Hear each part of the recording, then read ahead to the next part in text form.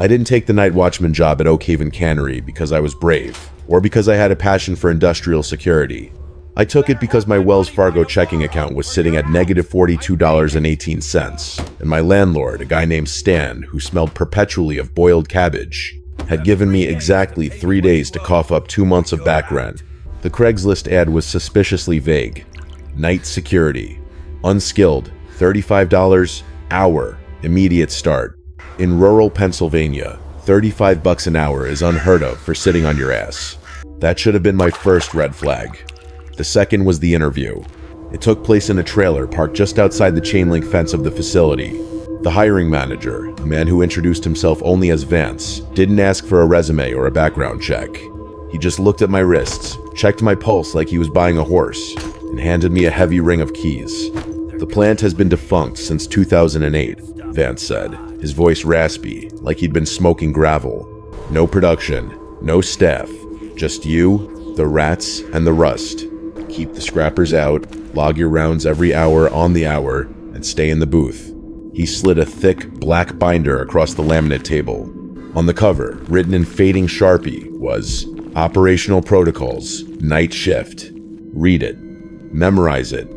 Live by it, he said. And for a second, his eyes pale and watery, locked onto mine with an intensity that made my stomach turn over. Especially the times. Time is temperamental in there. I started 2 nights later. November 14th. It was a Tuesday. The cannery itself is a monstrosity.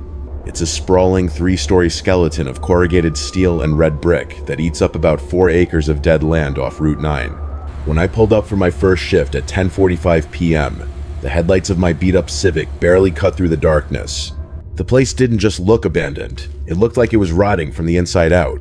I settled into the security booth, a glass-walled box perched on a mezzanine overlooking the main production floor. The smell hit me the moment I opened the door, a thick, cloying mixture of stale grease, stagnant water, and something metallic, like sucking on a penny. I opened the black binder. Most of it was standard stuff. How to operate the flashlight, emergency numbers for the fire department, though the line was crossed out and rewritten with a private cell number, and patrol routes. But page 4 was different. The font changed to bold, capitalized, courier new, mandatory safety rules. Logs must be written in blue ink only. Rounds must be completed by the 15 mark of each hour. Do not acknowledge the sound of dogs barking. There are no dogs on the premises. Between 2:45 a.m. and 3 a.m., remain in the booth. Lock the door. Do not look at the production line. I laughed. I actually laughed out loud. It sounded hollow in the vast, empty cavern of the factory. I figured it was a hazing joke for the new guy. Some spooky pasta nonsense to keep me awake. "All right, Vance," I muttered, clicking my blue pen. "I'll play along." I wrote my first entry at 11 p.m. Shift start. All quiet. I didn't know it then, but that was the last time the logbook would be boring. The first 72 hours were less about terror and more about fighting a boredom so aggressive it felt physical. My shift ran from 11 p.m. to 7 a.m. For 8 hours, my world was reduced to the sweeping beam of a heavy maglite and the echoing thud of my boots on diamond plate steel. Oak Haven was massive. The main floor was divided into 4 sectors, filled with canning lines that looked like the rib cages of prehistoric beasts stripped of their meat. The silence in there wasn't natural. You know how an empty house still makes noise? The fridge hums, the floorboards settle, the wind rattles the windows. Oak Haven didn't do that. It was a dead silence, a vacuum. Walking the catwalks above Sector 2 on my second night, I stopped to tie my boot. I held my breath for a moment, just listening. Nothing. No distant traffic from Route 9. No scuttling rats. No wind whistling through the corrugated roof.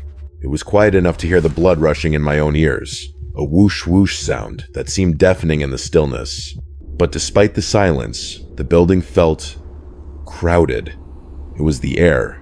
The atmosphere inside the factory was thick, possessing a humidity that didn't match the crisp November weather outside.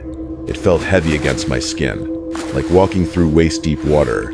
By 3 a.m. each night, my chest would feel tight, like the oxygen was being slowly siphoned out of the room. I tried to rationalize it. Poor ventilation, I told myself. Old insulation rotting in the walls, releasing gas. My flashlight beam played tricks on me too. The dust in the factory was thick gray, fibrous stuff that coated everything in a fuzzy layer of neglect. When the light cut through the dark, the dust motes didn't dance or float like normal dust. They seemed to hang suspended, frozen in place until I walked through them. I stuck to the rules, mostly. I did my rounds. I logged everything in blue ink. 1 a.m., Sector 1 clear. Temperature, 58 degrees Fahrenheit. 2 a.m., Sector 2 clear. Door to loading bay. B, secure. I even respected Rule 4, staying in the booth between 2:45 and 3 a.m., though mostly because it gave me an excuse to sit down and scroll through Twitter on my phone, trying to conserve the dying battery. It was on the fourth night, November 17th, that the dead feeling of the factory started to shift. I was down on the floor level, checking the locks on the rear maintenance doors near the old blast chillers. It was 12:45 a.m. The main production line, Unit 4, loomed to my left. It was a complex system of belts, hoppers, and crimping machines that stretched for maybe 50 yards into the gloom. As I walked past the intake hopper, I felt a vibration through the soles of my boots. It was faint, barely a tremor. If I hadn't been standing perfectly still, I would have missed it. I shined my light on the conveyor belts. The thick rubber belt, cracked with age and coated in a decade of grime, was motionless. But the air around it had changed. The smell of stale grease spiked, sharp and sudden, overlaying the musty rot. It was the smell of a machine that had just been turned off hot oil and friction. "Hello?" I called out. My voice cracked, sounding pathetic in the vastness. The echo bounced back at me. "Hello. Hello. Low." Then, the vibration stopped. The smell dissipated as quickly as it had arrived. I told myself it was a heavy truck passing on the highway miles away, shaking the foundation. I told myself I was tired. I went back to the booth and wrote in the log, 1 a.m., all clear. I was lying. By November 19th, 5 days into the job, the feeling of being watched transformed from a paranoid itch into a concrete sensation. You know the feeling when someone enters a room behind you and the air pressure shifts? That was happening constantly. It started with the tools. Next to the main control booth, there's a small maintenance cage. It's mostly filled with rusted junk, stripped bolts, empty oil drums, and a workbench covered in a decade of dust. On my first night, I'd noticed a heavy, red-handled pipe wrench sitting on the far left corner of the bench. I remembered it because the red rubber handle was peeling, revealing bright chrome underneath. On Tuesday night, around 11:40 p.m., I walked past the cage. The wrench was in the center of the table. I stopped. I shined my light on it. The dust around it was disturbed, showing a clear drag mark about 6 inches long. Rats, I muttered. Huge rats, apparently. Rats with an interest in plumbing. I reasoned that maybe the vibrations from the highway, the ones I kept telling myself were real, had shimmying it across the table. I moved the wrench back to the corner. I don't know why. I just wanted to reset the board. When I came back on my 1 a.m. round, the wrench was on the floor. It was lying perfectly parallel to the cage door, and right next to it, arranged in a neat row, were 3 rusted washers that hadn't been there before. My skin prickled. I stepped into the cage, my boots crunching on grit. The air in there was freezing, easily 20 degrees colder than the hallway. I swept my flashlight beam into the corners, expecting to see glowing eyes or a raccoon tail. Nothing. Just shadows that stretched and warped as I moved the light. That's when the sound started. It wasn't a mechanical roar. It was a hum. A low-frequency thrumming that I felt in my teeth before I heard it with my ears. It sounded like a massive transformer receiving power, or a high-voltage line buzzing in the rain. It was coming from Sector 3, the canning floor. "Who's there?" I shouted, my hand gripping the heavy maglite like a club. "I'm calling the police." I began to walk toward Sector 3, my heart hammering against my ribs. The hum grew louder. It was distinct, now the sound of an electric motor spinning up. Clack. Clack. I reached the double doors of Sector 3. The noise was right on the other side. It sounded like the entire assembly line was running at full tilt. I grabbed the handle, took a breath, and shoved the door open. Silence. Instant, total silence. The moment the door swung inward, the sound cut out. It didn't fade. It was severed. I stood there, beaming my light over the silent, rusted hulks of the machinery. Nothing was moving. There was no heat coming from the motors. No residual spin of a flywheel. But on the concrete floor, right in the center of the aisle, was a puddle. I walked over to it. It was about the size of a dinner plate. I knelt down and touched it. It was oil. Fresh, golden, viscous, machine oil. It wasn't dusty. It hadn't been there for 10 years. It looked like it had been poured 10 seconds ago. I stood up, wiping my hand on my pants, my breath coming in short, sharp hitches. I looked up at the darkened catwalks above me. "This isn't funny," I whispered. Something in the dark, way up in the rafters, made a sound like a wet cough. I turned around and walked. Didn't run, walked fast back to the security booth. I locked the door. I looked at the digital clock on the wall. It was 2:42 a.m. I sat in the swivel chair, staring at the door handle. It was locked. I checked it twice. The logbook lay open on the desk in front of me. The fluorescent light of the booth buzzed overhead, a sickly yellow halo that felt like the only safe space in the entire world. Outside the glass walls, the factory was a cavern of shadows. Sector 1 lay directly below me, a silent graveyard of steel. I looked at my phone, 2:44 a.m. I remembered Rule 4, between 2:45 a.m. and 3 a.m. Remain in the booth. Lock the door. "Okay," I whispered. "I'm here. I'm locked in." At 2:45 a.m., nothing happened. The silence held. The dust motes floated lazily in the yellow light. I let out a breath I didn't know I was holding. It was just a building. Just an old, creaky, settling building. The oil? Probably a leaky pipe I hadn't noticed before. The wrench? Maybe I bumped the table. Then came 2:47 a.m. It didn't happen gradually. It was instantaneous. First, the sound cut out.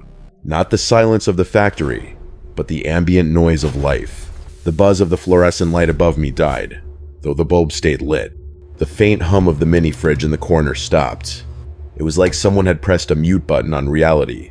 Then came the cold. It washed over the booth like a physical wave. The windows, which had been clear a second ago, instantly fogged up with condensation. I watched, paralyzed, as frost patterns began to bloom on the inside of the glass. My breath plumed out in front of me in thick, white clouds.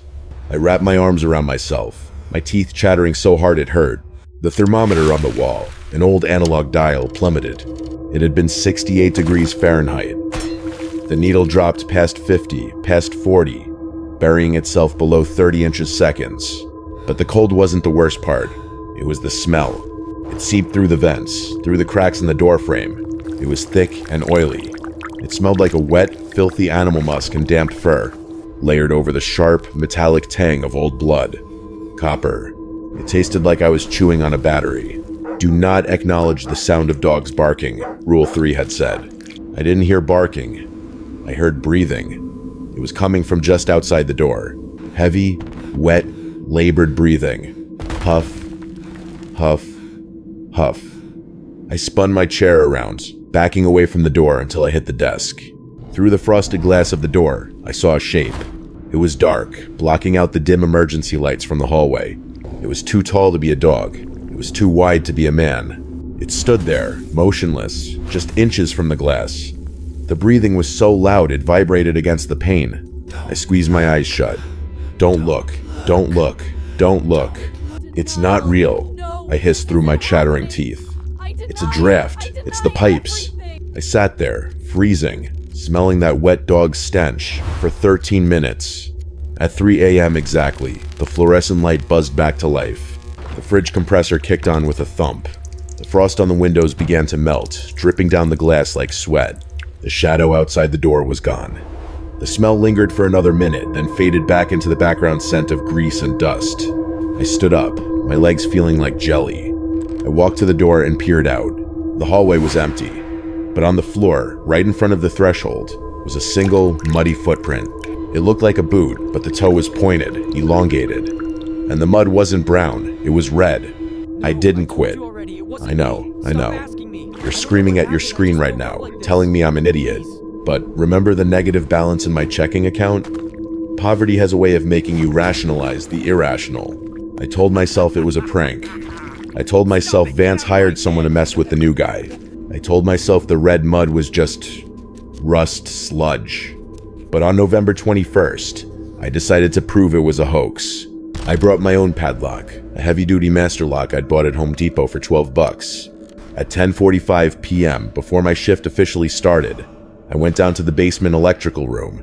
This is where the main feeds for the factory come in. The room smelled of ozone and dry rot. I found the breaker panel for the main production floor, a massive gray cabinet the size of a refrigerator.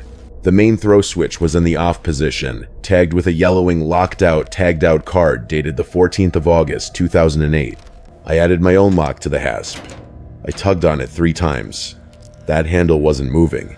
There was absolutely zero way for electricity to reach the production floor. I took a photo of it with my phone, time-stamped 10:52 p.m. "Checkmate," I whispered. I spent the first half of the night patrolling with a smug sense of superiority. I was ready to catch Vance or his buddies trying to scare me. At 2:40 a.m., I positioned myself on the mezzanine catwalk, directly above Unit 4, the main canning line. I had a clear view of the belt and the motor housing. I had my phone camera ready. 2:45 a.m. passed. The silence deepened. 2:46 a.m. passed. The air grew heavy. The temperature began its nightly plummet, my breath fogging in the beam of my flashlight. At 2:47 a.m., the factory groaned. It wasn't a subtle sound this time. It was a deep, structural moan, like the steel skeleton of the building was stretching.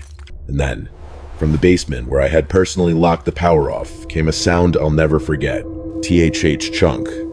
The sound of a massive magnetic contactor slamming shut. The lights on the production floor didn't turn on. The darkness remained absolute. But below me, Unit 4 woke up. It started with a high-pitched whine, the sound of a capacitor charging. Then, sparks showered from the motor housing, blue and angry, illuminating the rusted machinery in strobe light flashes. Skreek. The conveyor belt, dry and cracked, fought against 10 years of friction. It jerked forward an inch, then another. Then, with a sound like tearing canvas, it caught. I watched in paralyzed horror as the belt began to roll.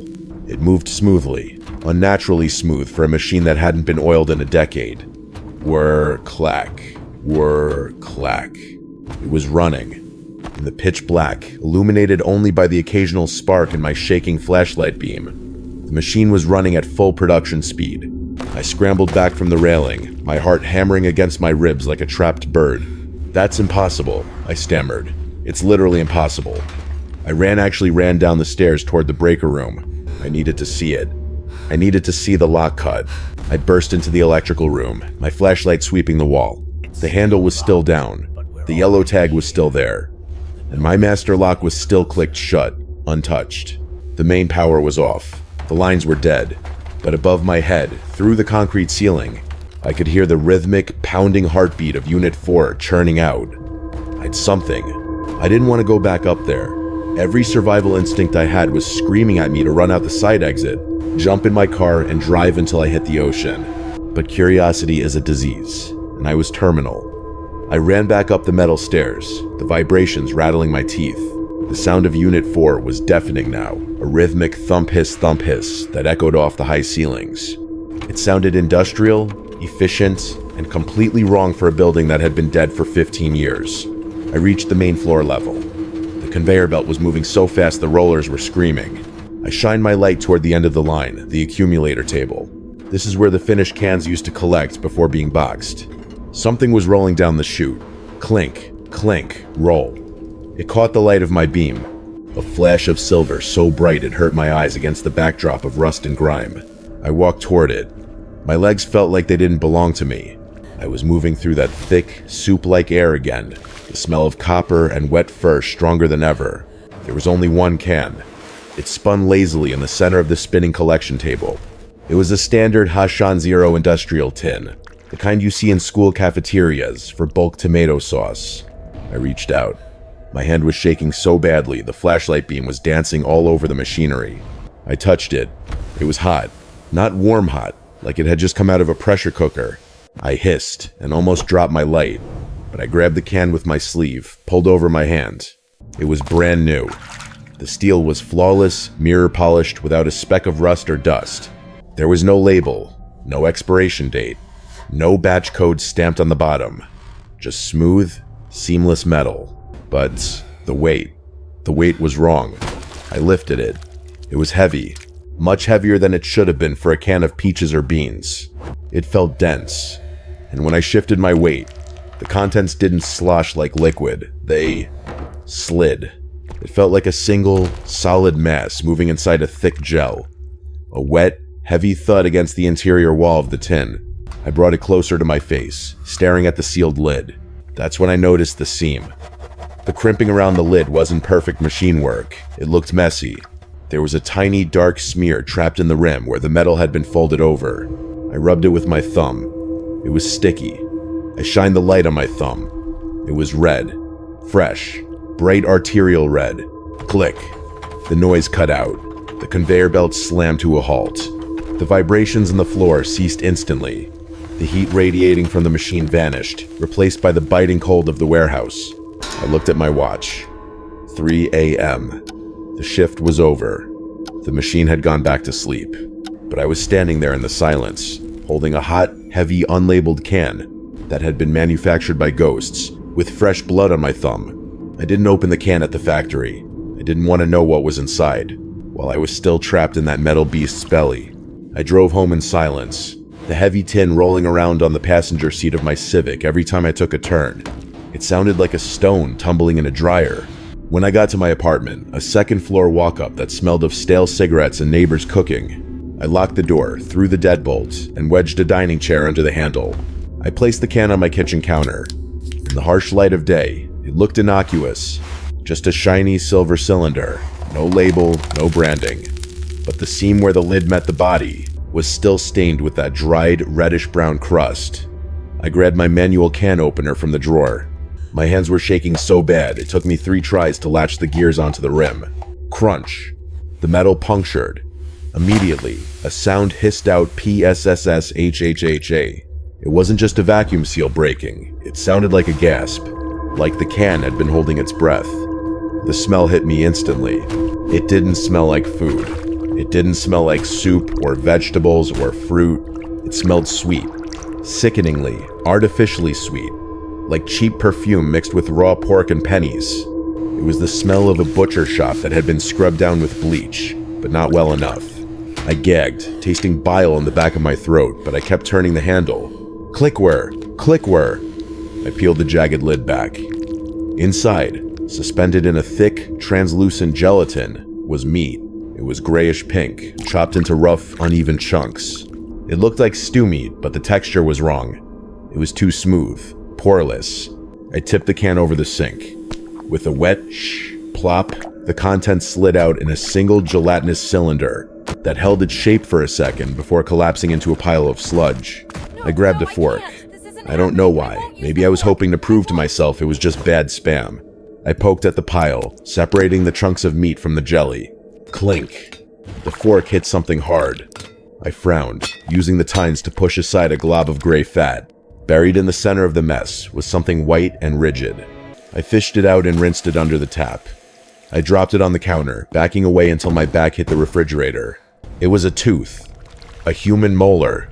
It was long, the roots still attached, jagged and bloody, like it had been ripped out by pliers rather than falling out naturally. And right in the center of the crown was a silver filling. I stared at it, my brain screaming to reject what I was seeing.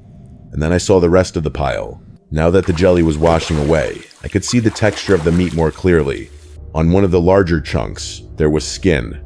Pale, hairless skin. And on that skin was a partial image in faded blue ink. It was a tattoo.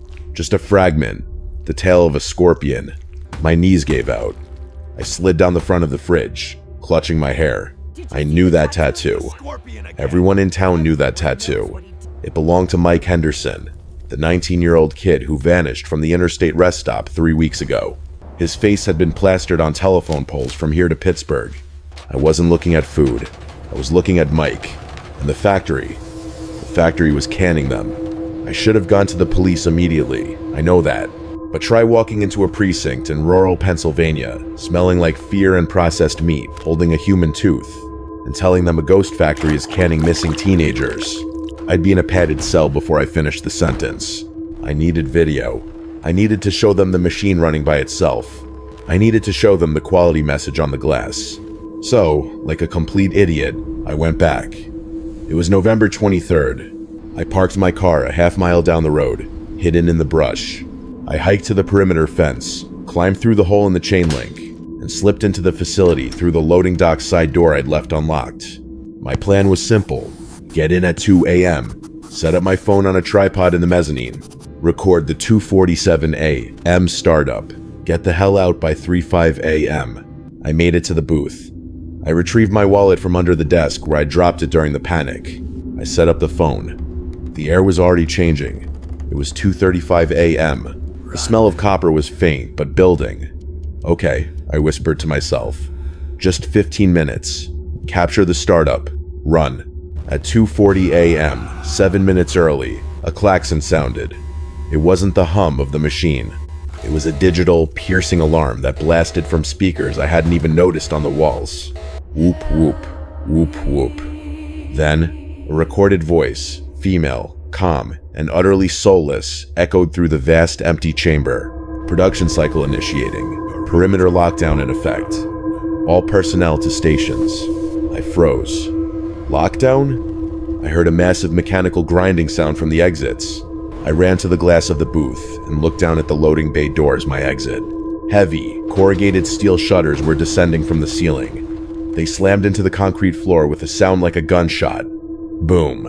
I scrambled out of the booth and sprinted for the stairwell door, the one that led to the roof. Locked. I tried the main lobby corridor. The steel grate had dropped there too. I ran back to the booth, my heart hammering against my ribs, and tried to smash the window with my maglite. The glass didn't break. It didn't even crack.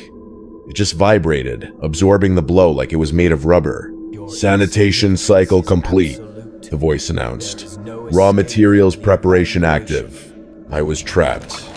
I was sealed inside a concrete box with a machine that ate people. I looked at the clock. 2:46 a.m. The temperature plummeted. The frost began to crawl up the windows of the booth again, obscuring my view of the floor. But this time, I wasn't going to hide under the desk. I wiped a circle in the frost with my sleeve. I needed to see. At 2:47 a.m., the lights didn't just flicker, they changed.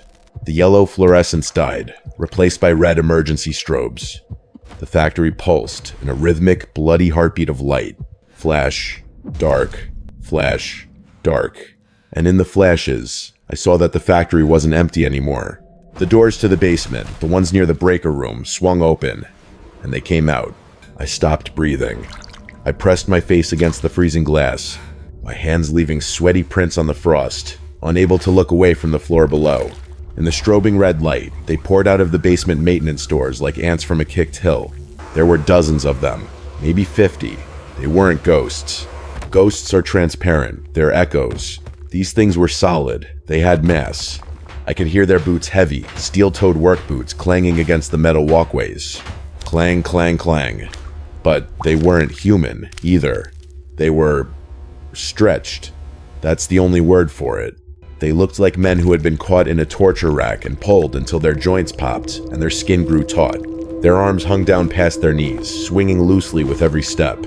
Their torsos were elongated, rib cages visible through the fabric of their uniforms. And the uniforms were the worst part. They wore gray Oakhaven coveralls, the kind mechanics wear. But where the sleeves ended, there were no cuffs. The gray fabric didn't stop. It just merged into the pale, waxy skin of their wrists. The collars were fused to their necks. They weren't wearing clothes. The clothes were their skin. Stations. The automated voice droned. Processing initiate. The figures moved with terrifying, jerky efficiency. In the flashing red light, they looked like a stop-motion nightmare. 1 second a figure was by the stairs. The next flash, it was 10 feet closer to the line. They took their places along Unit 4. Some stood by the crimping machine, others by the labeler. But the largest group, the ones with the thickest, most muscular arms gathered around the intake hopper. 2 of them dragged something from the shadows near the loading bay. It was a large, heavy plastic sack, clear and dripping with condensation. Inside, something pink and beige was thrashing. I clapped my hand over my mouth to stifle a scream. The sack wasn't filled with grain or vegetables. It was the size of a person. The 2 workers lifted the sack effortlessly, their elongated arms acting like cranes. They swung it over the gaping, roaring mouth of the grinder. The thing inside the bag kicked one last time. Crunch. The sound was wet and loud, cutting through the mechanical roar of the factory. It sounded like a watermelon being dropped from a 5-story building, mixed with the snap of dry wood.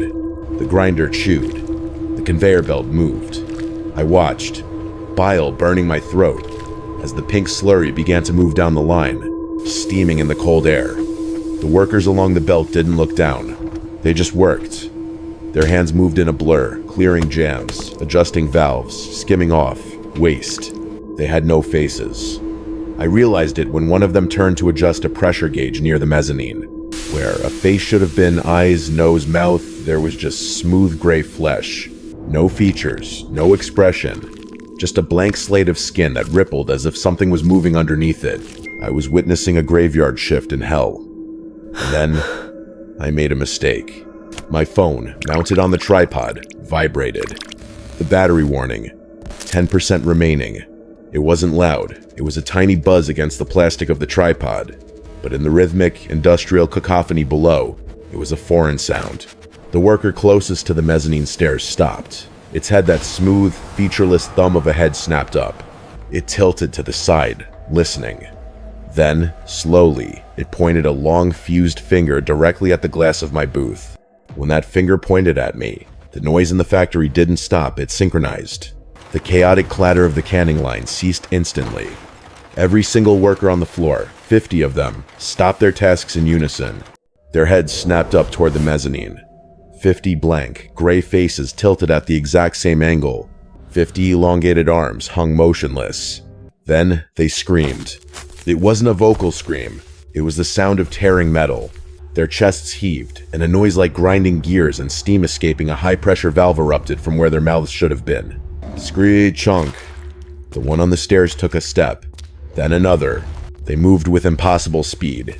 The loping, jerky motion I'd seen on the floor was gone, replaced by a fluid, predatory sprint. They scrambled up the metal staircase on all fours, their limbs bending at sickening angles, like spiders made of meat and denim. Clang, clang, clang, clang. The vibration shook the floor of the booth. I backed up until I hit the filing cabinet, my flashlight trembling in my hand. Come on, come on, I gibbered, grabbing the heavy fire extinguisher from the wall. The first one reached the landing outside the booth. Up close, it was hideous. The red strobe light washed over its skin, revealing the texture of boiled leather. It didn't have eyes, but the skin where the eyes should be was indented, pulsing with a dark fluid underneath. It pressed its face against the glass door. The smell seeped through instantly, concentrated rot and ozone. It raised a fist, a fused lump of bone and flesh, and hammered the glass. Crack. The safety glass, which had withstood my mag light earlier, spider-webbed instantly. Smash. A hand punched through. It groped blindly, the fingers stretching like taffy, grasping for the lock. I didn't wait. I pulled the pin on the extinguisher and aimed it at the hole in the glass. Whoosh. A cloud of chemical white powder blasted into its face. The thing shrieked, a high-pitched electronic whine, and recoiled, clawing at its face. I used the distraction. I slammed the extinguisher into the side window of the booth, the one facing the rear catwalks above the chemical vats. It shattered. I swept the jagged shards away with the canister and vaulted through, tumbling onto the metal grating outside. I scrambled to my feet. Below me, the factory floor was a sea of gray figures swarming toward the stairs. They were climbing the support pillars. They were scaling the walls. I ran. The catwalk swayed violently under my boots. I could hear them behind me, the wet slapping of bare feet and the clang of metal. They were fast, faster than me. I sprinted toward the far wall, toward the heavy blast door marked Chemical Disposal, Hazmat Only. I risked a glance back. 3 of them were on the catwalk, closing the distance. The leader was running on 2 legs now, its arms outstretched, its mouth tore open. A vertical slit in the gray skin, revealing rows of needle-like metallic teeth. It leaped. I threw myself forward, sliding on the slick metal grating. The thing sailed over my head, its claws raking the air where my neck had been a second ago. It landed with a wet thud in front of me, blocking the path. It stood up slowly, twitching. It was between me and the exit. Behind me, 2 more were rushing. I looked to my right. There was a service chute. A round, stainless steel opening in the wall, labeled Sludge Chute 3. The hatch was rusted, but it was unlatched. The creature in front of me hissed, crouching to spring. I didn't think. I grabbed the handle of the chute, yanked it open, and dove headfirst into the darkness just as I felt cold, wet fingers brush the heel of my boot. I slid for what felt like an eternity. The chute was steep, slick with grease, and pitched at a terrified 45-degree angle. I tumbled through the darkness, banging my elbows and knees against the steel sides, screaming silently until I hit the bottom. SP Lash. I landed in a slurry of cold chemical waste. It was a dump vat located in the sub-basement, judging by the smell of sulfur and rot. I scrambled to the edge, gasping for air, covered in a thick gray sludge that burned my skin. I didn't move for 4 hours. I sat shivering in the toxic dark, listening. Above me, faint vibrations echoed through the pipes, the last frantic movements of the shift. Then, at exactly 3 a.m., silence returned. The heavy thrum of the machinery died. The lights, I assumed, stopped their demonic strobing. I waited until I saw a beam of natural sunlight cut through a grate high above me. It must have been 7 a.m. I climbed out. It took me 20 minutes to scale the rusted ladder up the side of the vat. When I pushed the maintenance hatch open, I emerged into the overgrown field behind the factory. The morning air was crisp and clean, smelling of pine and dew, a violent contrast to the hell I had just crawled out of. I didn't go back for my phone. I didn't go back for my backpack. I ran to my car, my clothes stiffening with dried chemical sludge, and tore out of that parking lot so fast, I sprayed gravel halfway to Route 9. I never called Vance. I never asked for my paycheck. When my landlord, Stan, came for the rent 3 days later, I sold my TV and my laptop to pay him half, and begged for an extension on the rest. I told him I got mugged. It was easier than the truth. That was 3 months ago. I thought it was over. I thought I could just exist, live with the nightmares, live with the flinching every time I hear a heavy machine start up. I moved 2 towns over, got a job stocking shelves at a grocery store, day shift only. But last Tuesday, I was stocking the discount aisle, the manager's special bin where we dump the dented boxes and off-brand items that nobody wants. I saw them. They were stacked in a messy pyramid near the back. $0.99 EA. The labels were new, bright, glossy paper wrapped around the cans. They featured a wholesome picture of a red barn and a smiling farmer. The brand name was printed in a friendly rustic font. O Caven Farms. Hearty Chunk Stew. I froze, a box of cereal slipping from my hands. I picked one up.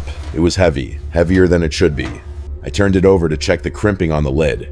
The metal was folded messily, and caught in the rim, just barely visible under the glossy label, was a microscopic fleck of dried, reddish-brown residue. I read the ingredients list. Water, potatoes, carrots, salt, natural flavors, hydrolyzed protein. Hydrolyzed protein. That's the legal loophole. That's how they hide it. A woman pushed her cart past me. She stopped, looked at the bin, and grabbed 3 cans. "Can't beat that price," she said, smiling at me. "My kids love this stuff. It's so filling." I wanted to scream. I wanted to slap the cans out of her hands and tell her about the gray men, the grinder, the scorpion tattoo, the tooth and the jelly. But I didn't. I just nodded, my throat closing up. "Yeah," I whispered, my voice trembling. "It's really filling. I'm writing this now because I can't stop them. The supply chain is too big. The price is too low. People are hungry, and they don't ask questions about cheap meat. But if you're reading this, please, check the labels. If you see a can of stew from Oak Haven Farms, put it back. Better yet, throw it away. Because I know where the protein comes from, and I know why the factory never stops running.